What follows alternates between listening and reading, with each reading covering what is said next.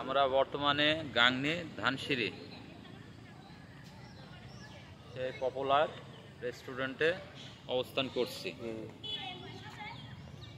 নিরিবিলি জায়গাটা মোটামুটি সুন্দর, আবহাওয়া এবং পরিবেশ দুটাই মোটামুটি সুন্দর, ভালোই লাগছে নিরিবিলি সময় কাটাতে।